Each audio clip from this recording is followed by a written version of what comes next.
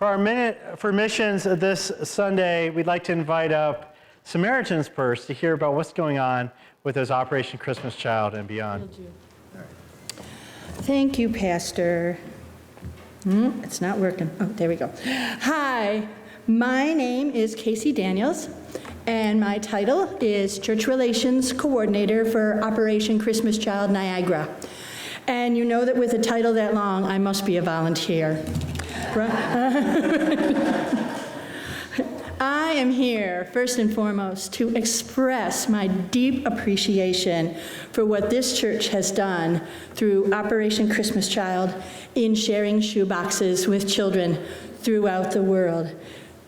Through thick and thin, this congregation has consistently and enthusiastically packed shoeboxes, and I like to think about those shoeboxes becoming the wire that sends the electricity of the gospel throughout the world. I find often that even veteran shoebox packers don't fully know what happens when they send those shoeboxes off. So I'm going to tell you. Our boxes in this area go to the Baltimore Processing Center, where they are put in cartons and sent overseas and received by teams that have been preparing for their arrival for months, sometimes years. These are national teams who understand the language, the culture, and they have been looking for places where other folks don't go, quite frankly, places that are hard to reach.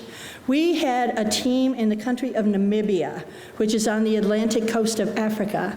They found an island, and I can scarcely believe this still happens in this day and age, but they found an island where no one had heard the name of Jesus. No one. And they organized an outreach. They ferried shoeboxes across the strait there and had an outreach on that island. And 2 years later, there was a functioning church on that island. Is that incredible? And you know what? The people who sent those shoeboxes have no idea the impact that it had on that island. When children receive their shoebox, everyone receives a copy of The Greatest Gift in their own language. This tells the story of Jesus in a child-friendly way. And they are invited back to a 12-week Bible study that we call The Greatest Journey. It is the largest children's discipleship program in the world. Well over 1 million children have gone through it, and they hear the gospel. A child received her box and her greatest gift and was coming to the Greatest Journey. This is in South America. She received her box and was coming back to the 12-week discipleship class and suddenly stopped coming. The instructor went to find out because the child had seemed so enthusiastic. Now this is South America, so use your imagination. This child's parents had gotten into debt to some very, very nasty people, and they had taken the daughter in payment of the debt. The instructor was able to get some money together and buy this child back and get her out of, I don't even want to know what that child might have endured had that instructor not done that.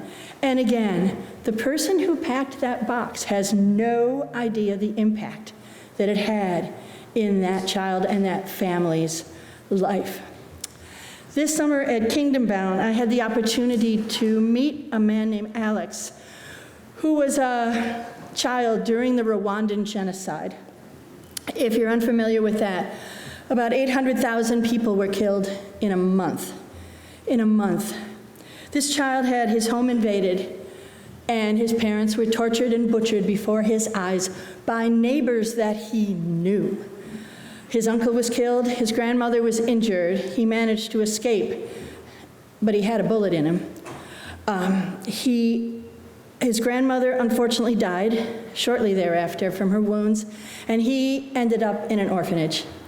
So bitter, so hateful, and in that orphanage, he received a shoebox.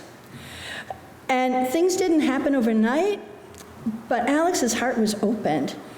Someone across the ocean cared enough about him to pack a shoebox with a toy, school supplies, hygiene items. He'd never received a gift before in his life.